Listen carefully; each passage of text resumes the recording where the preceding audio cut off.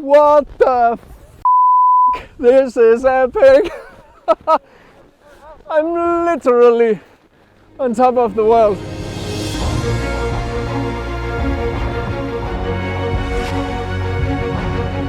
I think it's worth it. Incredible light.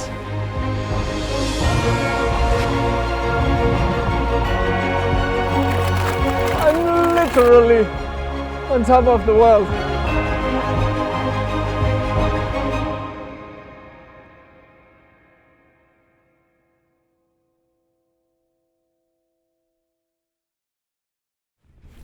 So this is going to be somewhat of an alternative video, because in this one it's going to be more behind the scenes on a project where team Ozzo Photography is going to the top of the Snæfellsnes mountain, or Snæfellsjokull, and I have been granted access to come along, and I'm super excited about it because obviously I've never been to the top of Snæfellsjokull before. And we're going up there on snowmobiles or snow scooters. And yeah, this is going to be super cool. So what's the plan, Oli? So the plan is trying to get this big drone up there. And I don't know how, but it'll be interesting. We'll find a way. You want to see what's inside the box? Yes, bring it. So this one, the M600, the mission for tonight is to try to go all the way up there to the top of the glacier, to the top of the volcano. It's actually an active volcano, but it's about 1,500 meters above sea level. And there's a full moon tonight, so we're going to try to fly this big drone over the top of the glacier. So that's what's going to happen, hopefully. We don't know, but that's the idea. Snæfellsjokull is the iconic mountain which gave name to the Snæfellsnes Peninsula. It is a 1,446 meter tall mountain covered by a glacier, and it can be seen from hundreds of miles away. The mountain is one of the most famous sites of Iceland, primarily due to the novel Journey to the Center of the Earth by Jules Verne, in which the protagonists find the entrance to a passage leading to the center of the Earth on Snæfellsjokull.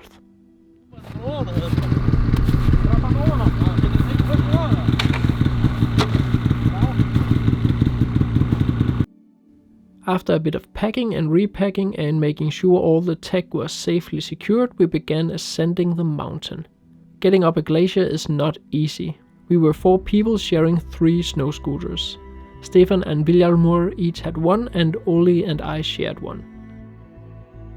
Oli and I met each other doing a workshop together with Iceland Photo Tours. Also, as his artist name is, has specialized in drone videography and has been involved in several big productions from BBC, such as Blue Planet 2, and Hollywood movies such as Pacific Rim 2.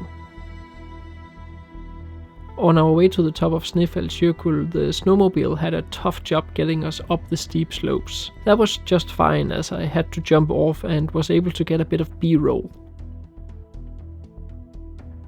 Another issue we had was the snowmobiles overheated, so we did have to make a few pauses. Just before sunset we reached the peak, and safe to say, saying the view from up there is beautiful is a huge understatement. What the f***? This is epic! I'm literally on top of the world. Woo! Wow! Look here, the top of Snæfellsnes. Woo! Wow, and at sunset, look at that. Wow! Yeah, don't fall down. Wow! So here in the back you can see the shadow of the mountain. This is the most amazing sight I have ever seen. And wow, so we're unpacking the drone right now, unloading, and yeah, Wow, this is like one of those places which is just completely impossible to photograph. Like, I'm going with the long lens and just like shooting a bit here and there, and hopefully it will be something. Like, you can see to the end of the world from up here. This is a sight everybody should see.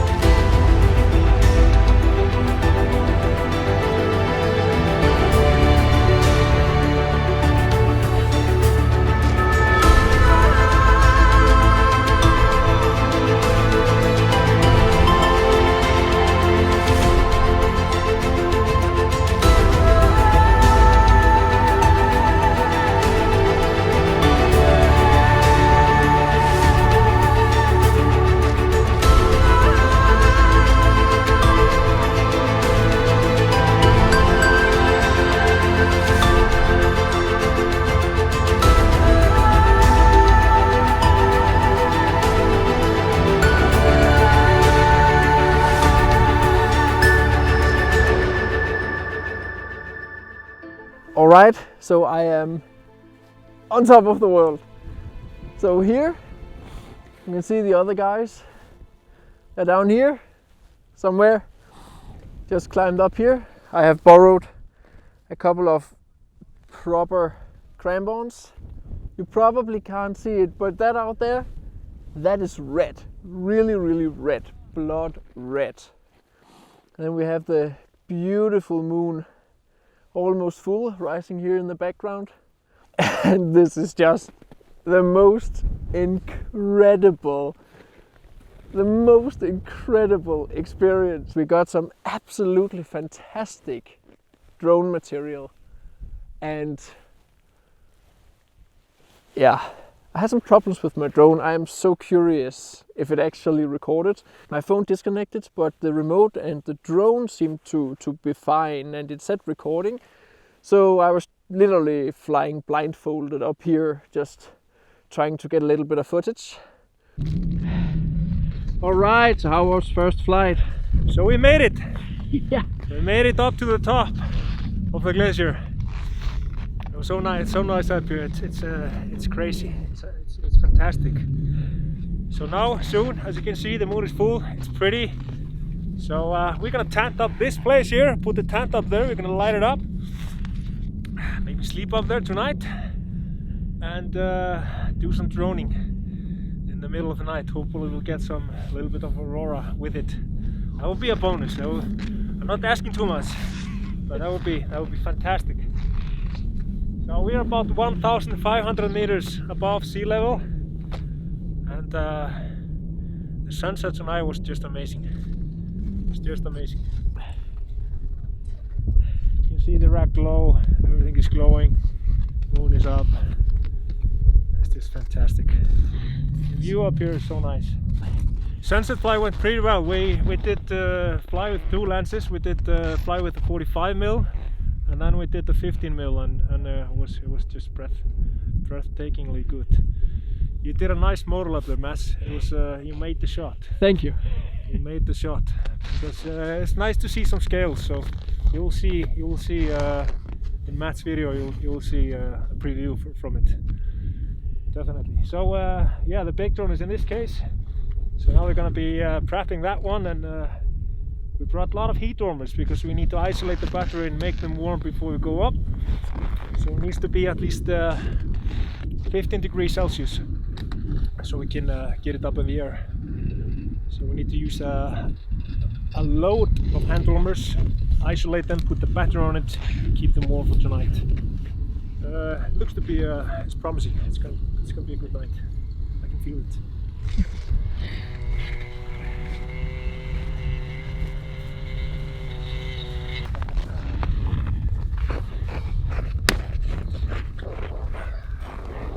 You can't see me, right? Because of the camera. Yeah. Perfect. Now it's a tent day. Now we can start preparing the tent. All right. Yeah. All right. Tent in 1 minute. Balloon tent. How are you doing, Matt? I'm doing perfect. All right. I'm just enjoying you putting up a tent on the most obvious place in the world. Despite it being freezing cold, our excitement and focus on doing everything right kept the adrenaline pumping, making the coldness bearable.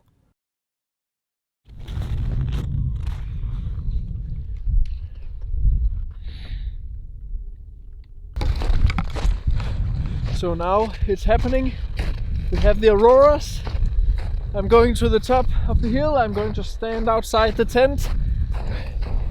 And Ollie will hopefully fly the drone. And it's going to be literally the most epic shot in the history of drone photography. I'm so excited! Yes! While waiting for the Auroras and Ollie to fly the drone, I had a few moments to just enjoy the view. So, this is the world. You can actually see Keflavik is here, and Reykjavik is right here at the moon. And we follow the coast up. I think Borealis is around here. And then we have the Snæfellsjokull Peninsula. Then we have a bit of Auroras. And we have my tent. And a shovel and ice picks. Oh boy. Oh boy. I'm having the shivers right now. This is going to be so freaking cool. Now we're not going to stay here all night because the clouds over there, as you can see at the horizon, are on their way here. So around between 1 and 2 o'clock in the night it's going to be cloudy here, and then it's going to be even more cold, but also very dangerous. To contextualize the situation, those clouds that were nearing was actually the snowstorm I experienced back in my episode from Låndranger. He's circling the top, and I think getting down. Ole had brought 2 batteries for the big drone. On the first flight the focus was video, and on the second it was still photography. Super nice. How did you like it? I loved it. Like, how can you not? Having that machine flying around your head, that's something. It's not something you try every day, even in this business. But enough of us talking. I bet you're dying to see how the drone footage turned out. So here's the small preview of all this footage.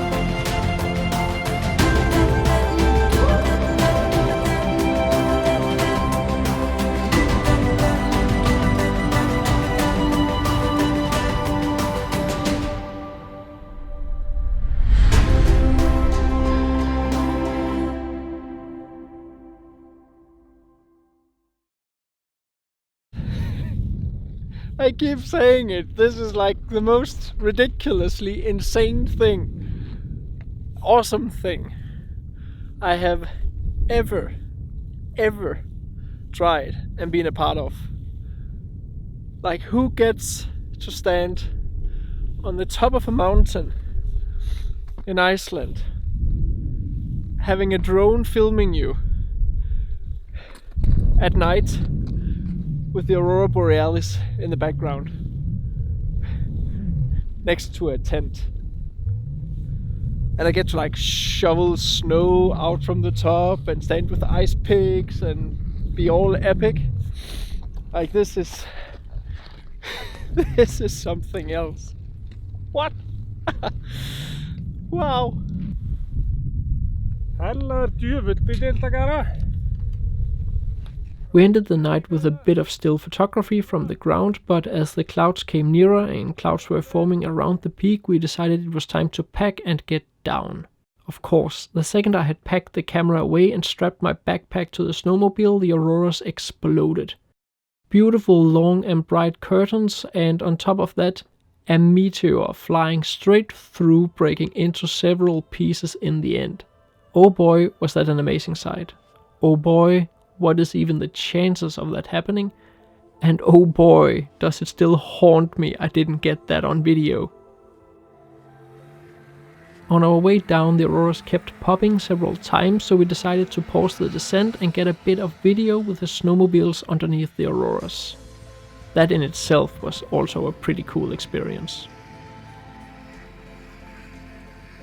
In regard to auroras, we basically went with our gut feeling and reacted to the auroras and flew the drone when they started to pop.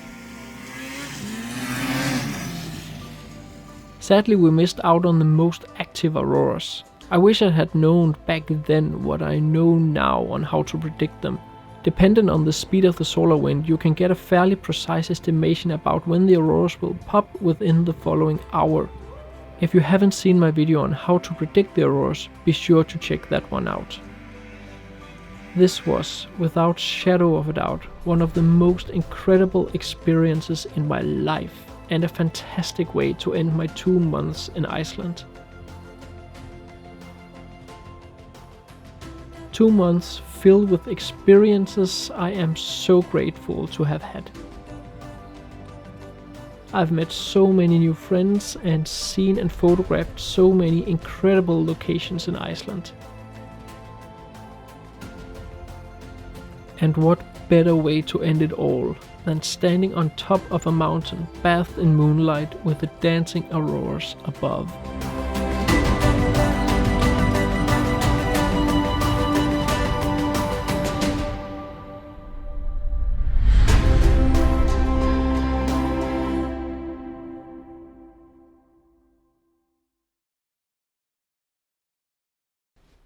Alright, so first and foremost, a huge shout out and thank you to Ozzo Photography for bringing me on such an absolutely incredible and epic night and experience.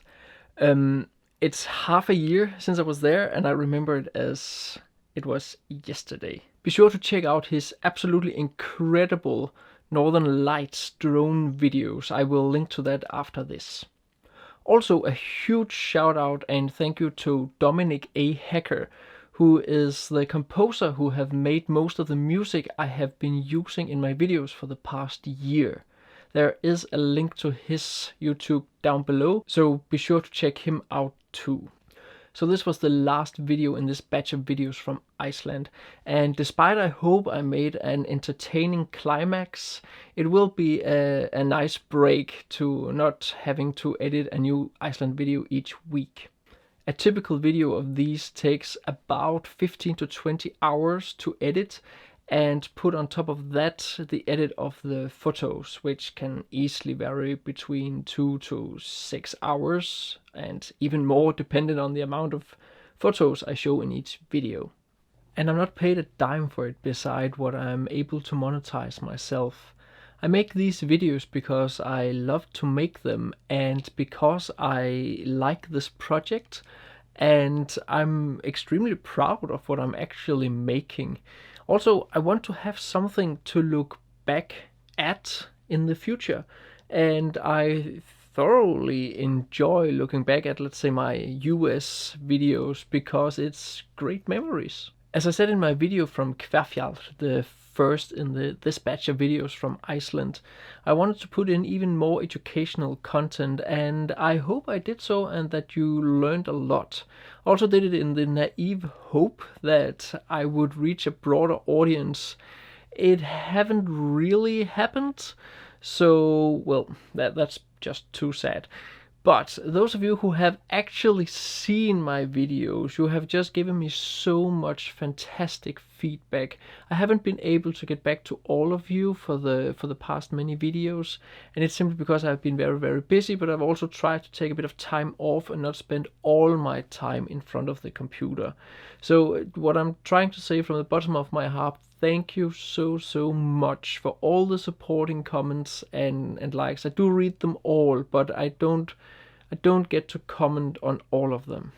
As I've entered workshop season and will be very busy the coming months, I might not be able to release a new video each week, simply because I don't have time to make them. In the coming weeks I plan to make a few different videos, and after that I will continue my series from the Faroe Islands, and I hope you will look forward to that one, because I have a lot of epic content and photos to show. So the very last thing is simply just to say a huge thank you for watching my series on Iceland, and as always I would highly appreciate both a like and a comment.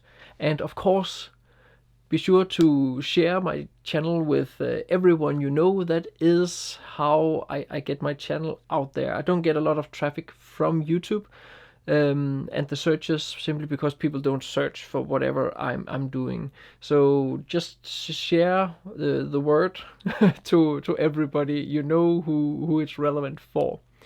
And of course, also remember to check out all the links from Ozzo and Dominic. And yeah, I guess that was it.